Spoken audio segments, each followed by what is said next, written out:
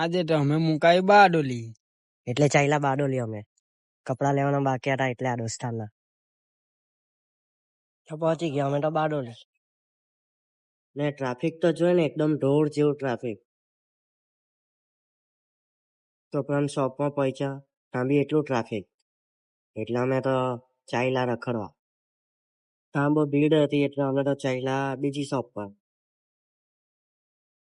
પહોંચી ગયા બીજી શોપ પર. કપડા તો પસંદ આવી ગયા. હવે ભાવતાલ કરતા ગરીબ માણસ એટલે કરવું પડે. હવે લઈ લીધા કપડા. હવે કહેતા ભૂખ લાગેલી એટલે કઈ ખાવા જઈએ. આ દોસ્તારને બહુ ભૂખ લાગેલી એટલે આવી ગયા અહીંયા ખાવા.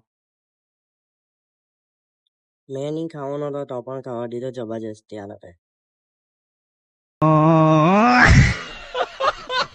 નીકળી ગયા હવે ઘર જવા માટે.